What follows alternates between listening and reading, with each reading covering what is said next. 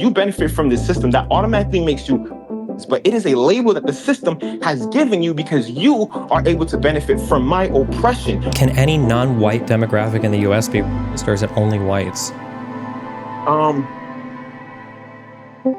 Okay, do you want to, or wait, I'm supposed to introduce people. I haven't learned this yet. You reach out to me from your TikToker guy, Simple Black Theory, right? Yes. The lead organizer, turns out she's incredibly racist. If I'm being honest, I think all white people are inherently racist, but on that live, Z was not being racist. Okay. I have no idea what you want to talk about, though. Somebody said you wanted to chat, and then you emailed me, and I said, let's chat. What's up? Yeah, it was more involved with the conversation that you had with Santana or anything. I don't think the conversation is not me trying to get at you or anything. I think it'd be a good fluent conversation when we talk about the left and it comes to canceling each other and stuff like that. I feel like the conversation between you and I could actually be super influential, if that makes sense. Okay, sure. Yeah, what do you want to talk about specifically, I guess?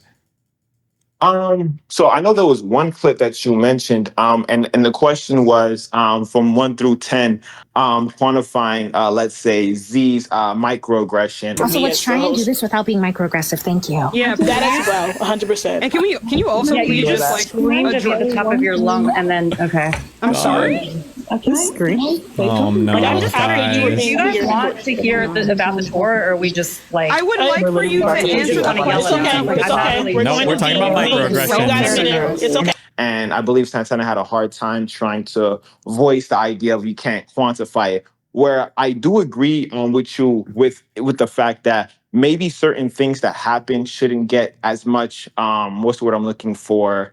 Audience shouldn't get a big audience determining on the movement, like Z having her microaggression. I honestly don't think that it should have gotten so much attention than it should. But I also believe that we have to be relative to the ideas of people doing these type of things, because then it can easily happen again, and if not be worse. So I do think the understanding is, when something like this has happened, we should point it out and it being a teaching method instead of it being like, oh, a cancel thing, which I think the left has the problem. They're trying to do like a super virtue or idealistic thing of what the left should be, which is impossible. And I think that reason is because they believe that we all have the same ideas. But when you bring all leftists together, we all don't have the same ideas. And I think that's the problem. Once you realize that someone don't have the same idea, then you start to think maybe they're not as sane as me. They're not like me, so therefore they must be the enemy. And that deteriorates the left, if that makes sense.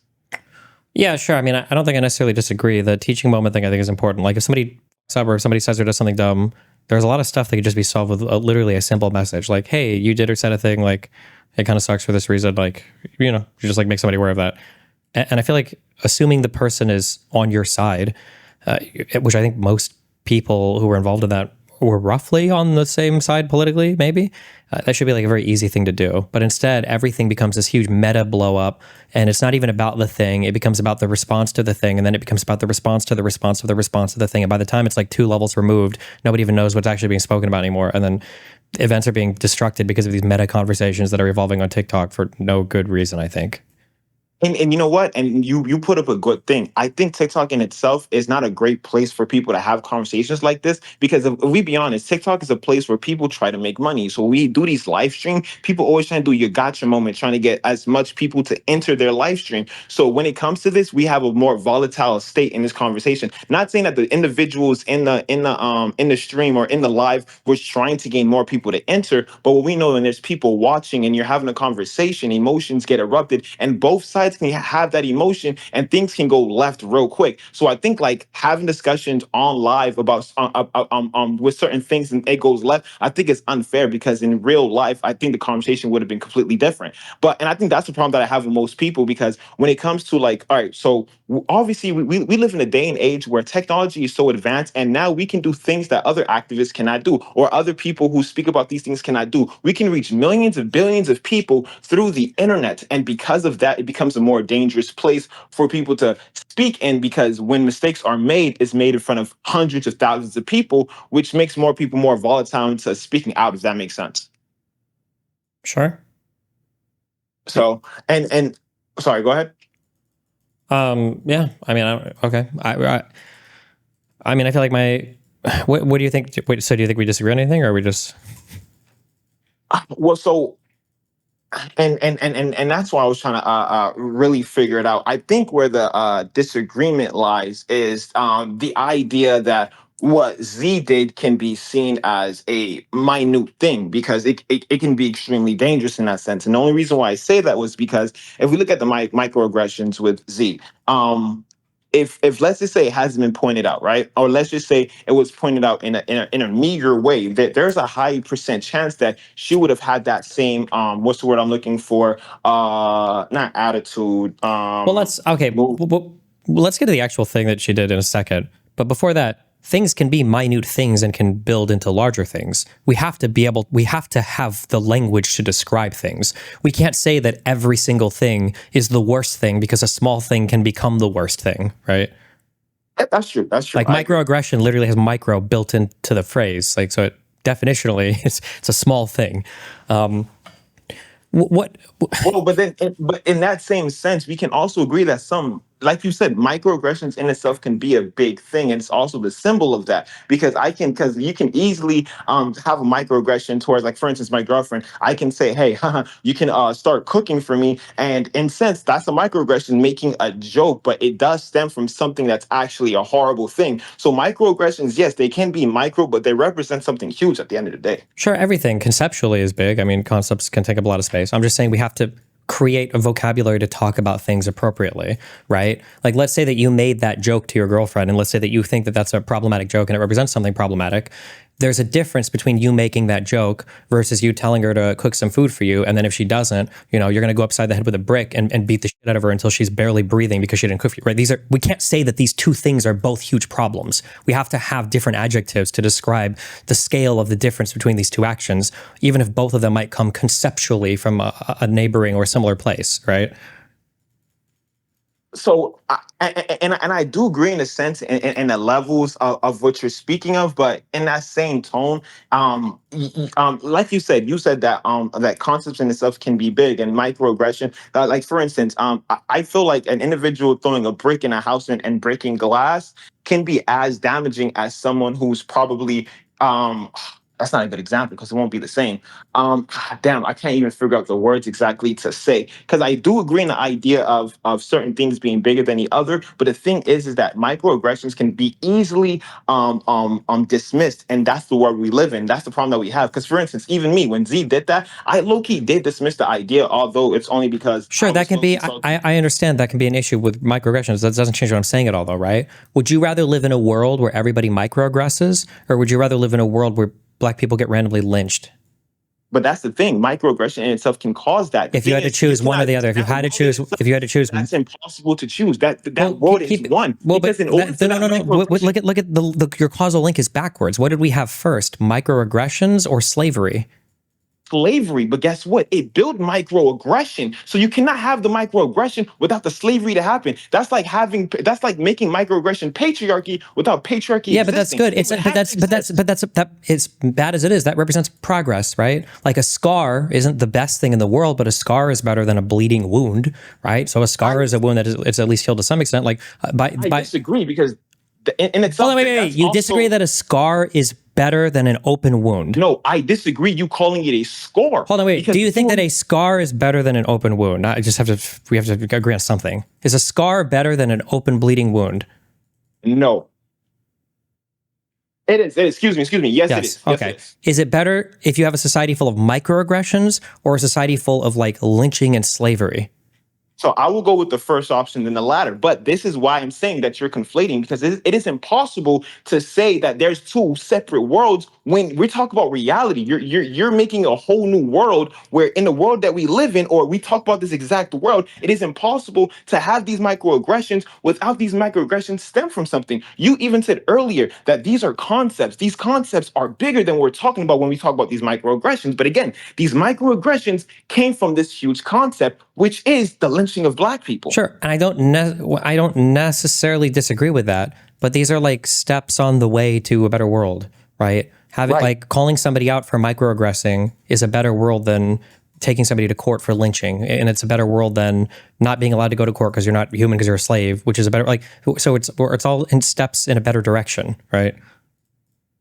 Right, but it also leads a domino effect. So let's just say I make that joke towards my girlfriend, and she says something. Right, that's a learning experience, but we're all humans and we understand that learning in itself is going to take a while. So there's a good chance that I'm going to make this step again and again and again. And at this point we have to ask the question, when are we going to take this microaggression seriously? Because again, we understand that all white people do have internal racism because of the system that's built into that. It's not even saying that being racist in itself is a bad thing. It's a label that the Well, what the is that when we say everyone has? I mean, like, do you think that all black people have racism built into them? No, of course not. Wait, why? Because of the system in itself. See, the thing is, what we need to understand is that Wait. Wait. When you say that all white people have racism built into them, what definition of racism are we using, and what do we mean by that? Well, so first we have to understand that racism in itself is a social construct, meaning that society created the idea. We also have to understand is that the individual also controls the idea of that social construct, meaning that my definition might not be the same as yours. Just Yeah, like that's what I'm asking. That's why I'm just asking. What is your definition of racism? Yeah. So my definition of racism is basically the idea that a system that you benefit from a certain system. So you benefit from so basically a system that oppresses one race over the other. That's my definition of racism. Because you benefit from this system, that automatically makes you racist. But it is a label that the system has given you because you are able to benefit from my oppression. White privilege is literally just black people being oppressed. The reason why you have privilege is because you have a higher risk of not being unalived by a police officer than I do, even if we do the same crime. So this is why I say okay, wait. So then when you say, so you're I don't want to, if there was a black man and he made a sexist joke towards his black girlfriend, since black women have a higher class right now, or are ascending to a higher class. All black men have misogynoir. Well, but like, couldn't black men argue that, well, actually black women, because they on it in the aggregate, at least I think in younger demographics, are making more money than black men, that black men can't be misogynistic towards black women because now they have like more systemic privilege or whatever than them? Or not true, because in that same system, it automatically disproportionately affects black men to not even graduate. Black men are more likely to be to not reach a certain age as black women. We also know that black men are going to be expelled at a higher rate than black women. So we have these things that contradict itself. So while yes, you can make that argument, there's other contradictions that doesn't make that argument valid. Okay, can any non-white demographic in the US be racist, or is it only whites? So it's only white. And when we talk about race, like, and whiteness in itself doesn't matter when it comes to nationality or ethnicity in itself. Like a German person who has a white skin complexion would be considered white. So yes. Okay, so like, I'm just curious. So like, if a Hispanic person calls a black person the N-word, what would we describe that action as? If that Hispanic person is an Afro-Hispanic? No, like a super Hispanic, like a brown, looks Mexican. Nobody would ever think he's like black. And this is what's the difficulty. And again, race in itself is subjective and it's based on phenotype. So if that individual has black skin, you said brown. I said like not black, not. I know what you're. I'm just saying you'd look at him and people would clearly identify this guy as a Hispanic, not Afro, not like African American, like a Hispanic person, like a super Hispanic person. Would and he calls a African American person who looks much darker and everything. He calls him the N-word. That's prejudice. But not racism. What kind of prejudice? But not racism. No, and a lot of people do have the idea that prejudicism and racism are the same thing. Well, theoretically, we know that prejudicism came first, then race in itself. And prejudicism was literally having having negative ideas towards someone based on a certain group. And now people are trying to use the idea of racism to attract it to having hatred towards a certain race. But again, it's very subjective, and this is argumentative, so it can go both ways. But I do believe that the idea of prejudicism and the idea of racism are two completely different things. Gotcha. If a black person calls a Middle Eastern person like a sand N-word, is that racism or is that just prejudice? That would be prejudice. But I don't want people to have the understanding that prejudice and racism can't be an equal playing field. They can definitely be an equal playing field when we talk about America. But when we talk about like racism with white people in itself, the idea is that the system that was created was created for the benefit of white people. And when we talk about the benefit of white people, it automatically oppresses black people. So when we talk about that idea of racism, it does have a stronger tone than if a black person calls a Middle Eastern person a sand N-word. Or I could say because I'm black. But regardless of the fact, that'd be prejudice, which is a big problem, and it does affect that individual's ethnicity. But I wouldn't call it racism. Okay, and then what if a I'm white black, so I could say it. what if a white person goes to like a black majority African nation and calls somebody the N-word there in another nation?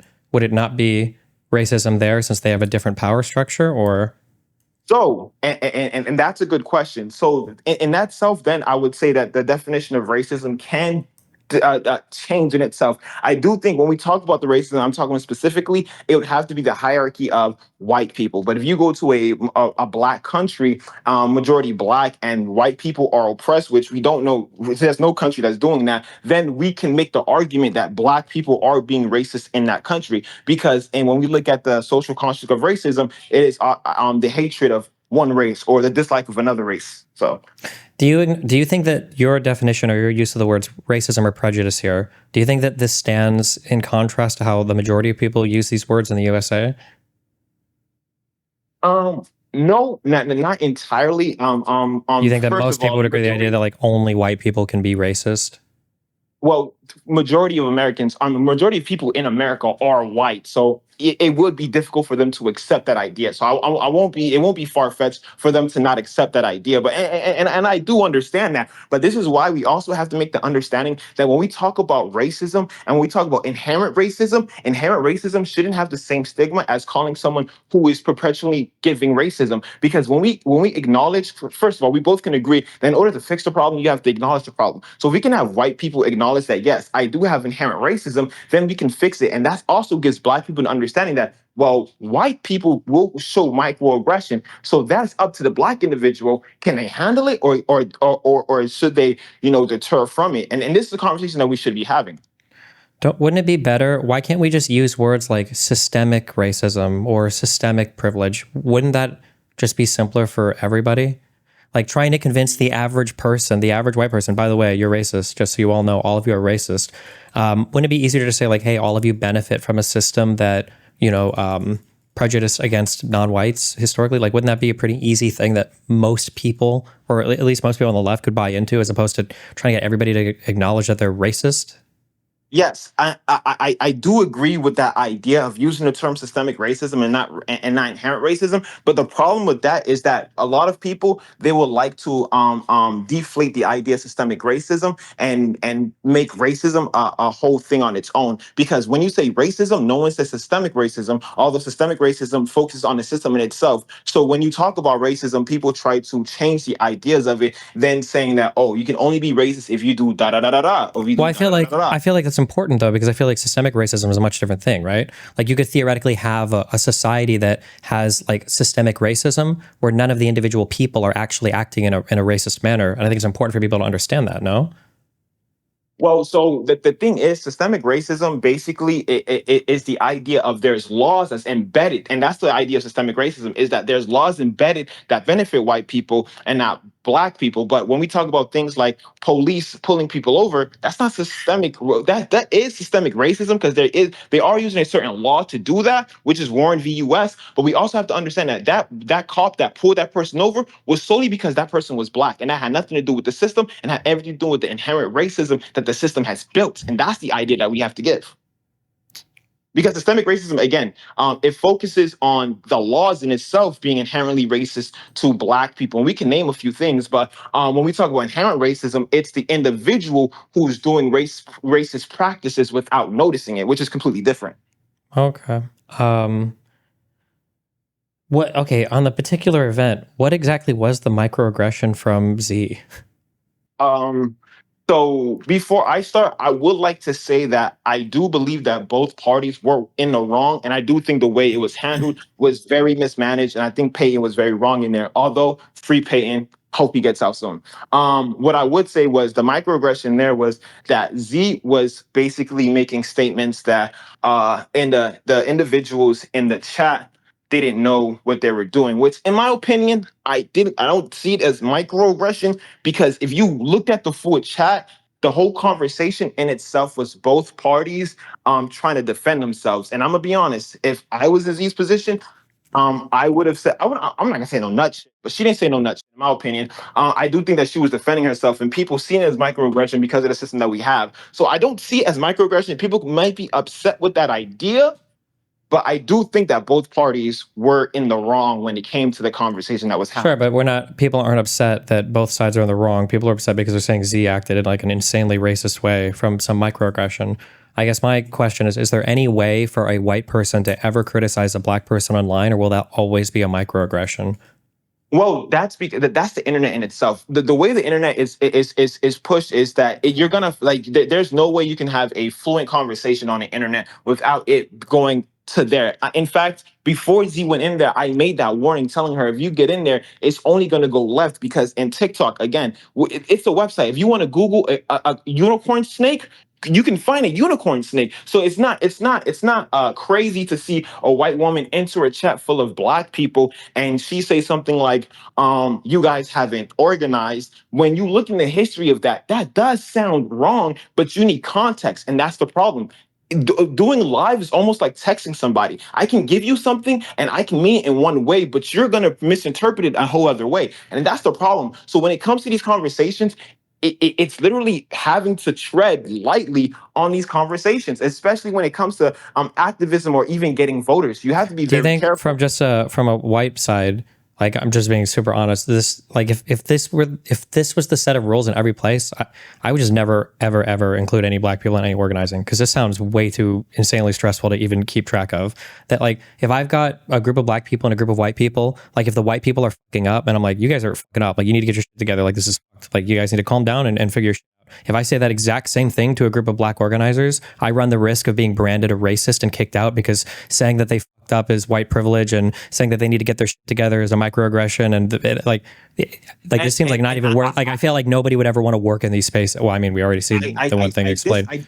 I disagree. I think the idea of the internet culture in real life is being meshed incredibly. I do think that when you do it online, it does leave you more vulnerable for people to throw anything at you, again, because that's the internet. People, hey, there's no way you can enter it. And for instance, for Z, when Z entered there, it was automatically seen as a debate. It was not trying to understand or learn anything. And when you do debates online, it causes that. But I think in person is completely different. I mean, I'm a black individual. If I'm fucking up, someone tells me that, I understand that. This is why, I mean, let's look at work. Yeah, wait, but real quick. I think it's fine for people to fuck up, and people will fuck up. And I think you agree with that. And I fuck up still. Like it happens, like people mess up. The problem is it being, there's like a couple steps that are happening that make this really bad. Is that one, it's assumed that the fuck up was racist. And then two, that leads to people assuming that the fuck up came from a racist place. And then three, it basically developed into the essentializing of like racism with a particular person, such that everybody was going to leave the movement unless that person left. And all of this came from an initial interaction that it sounds like even you agree wasn't even a microaggression, had nothing to do with race at all. People were just like angry and like shouting at each other, which people do sometimes, especially when saying that was microaggression. I'm sorry. Go ahead.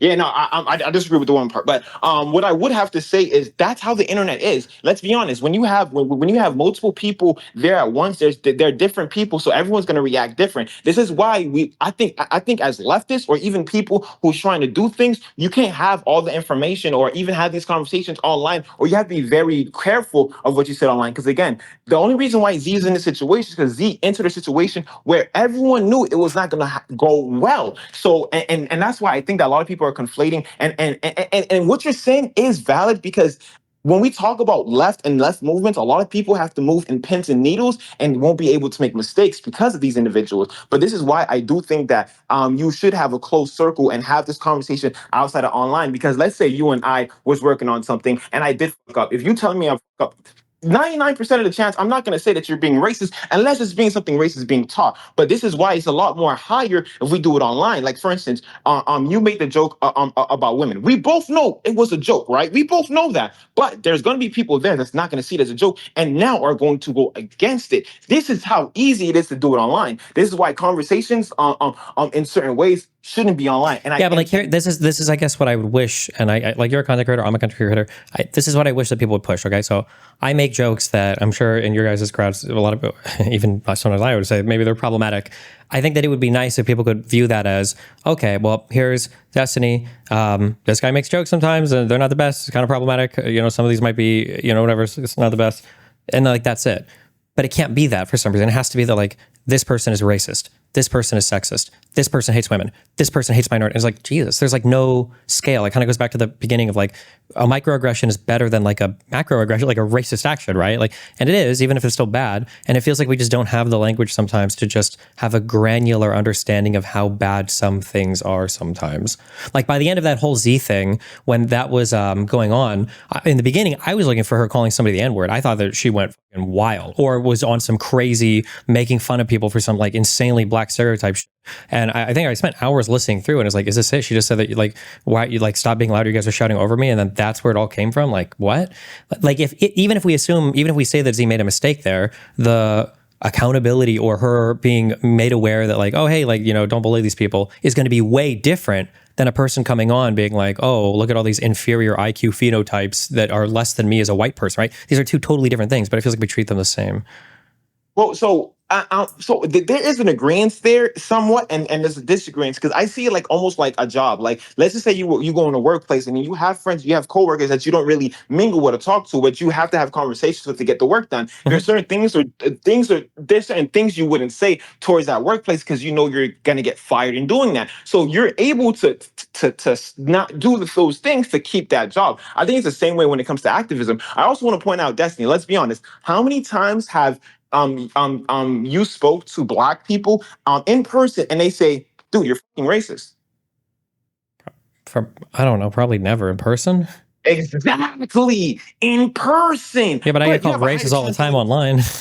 Exactly. And that's the problem that I'm trying to point out. It's highly more likely for you to be in a situation like this online than you are in person. Why? Because a lot more people are going to have a better understanding of the conversation that's being had or even then, because and that's the idea that I need people to understand. TikTok is a very toxic area to have conversations because conversations are not conversations there. They're literal debates. I kid you not. The conversations that you're gonna have is less likely to have here on TikTok than ever. This is the first time I'm seeing, and I'm having a conversation with somebody where it's not a debate. It's not us trying to prove no one wrong. It's literally having a conversation. And if that was gonna happen with Z there, then the conversation would be completely different, and no one would say Z showed that microaggression. But because it was emotions being there from both sides, and Z making that statement, and the women making that assumption, which is valid when it comes to their current emotions, then that's what happens. It's clearly emotion. Okay, but like we have to figure this out on the left though, right? Because on the right, these guys can bring together so many different.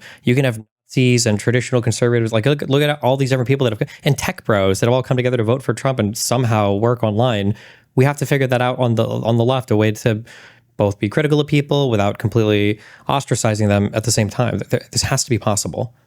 No, I definitely do agree, and I think the problem is that the ideologies that everyone has may be in the same result, but the way it's going at it is completely different. And I think that's the problem that most people have. I think people can't have a clear understanding of this is the goal and this is how we should do it. And that's the thing. There's no clear leader compared to the right. Like if you talk about the right, you automatically think of Trump. You automatically think of all these names. When you think about the left, there's no one who's actually stepping here and being like, this is how we do it, because the left have so many people. This is why I think that certain people have to shut the fuck up. I'm sorry. Some people on the left do have to shut the fuck up, because I find it very difficult for anyone to have a conversation and talk about, oh, you want to go, they have conversations like, oh, they don't like people who didn't go out there and protest in LA. But these are the same people who didn't vote in the 2024 election. But these will be the same people that's going to have problems with left-leaning movements, because their idea they have, and most people are going to hate me. It's the extreme far left. It's not the far left. It's the extreme far left that thinks that a certain ideology is going to push forth, and everyone should follow that ideology. We currently know America is not in that ideology. America is a capitalist country. Now, I'm not a capitalist. I don't support capitalism, but I'm very pragmatic. I'm not going to sit here and tell everybody we have to abolish the police when 67% of the population in the United States are for the police. And that's the idea that we have. Like, we have people in the left that's preaching for maybe defunding the police, while some people want ACAB. And this is why we can't work together, because we're having two different movements for the same thing that we want. Police not doing. Okay. All right. You have anything else you want to bring up or anything? No. I think it was a great conversation. I appreciate having this conversation with you, D. Cool. I appreciate it too. I will probably see you around in the TikTok world. Yes, you will. All right. Have fun. Bye. Okay. I disagree with a lot of that, or especially the definition things. I think the guy's heart is in the right place. So I don't know. He doesn't seem like a bad person or anything. And before he makes a 27-part TikTok series on how I'm an evil Nazi. Just kidding.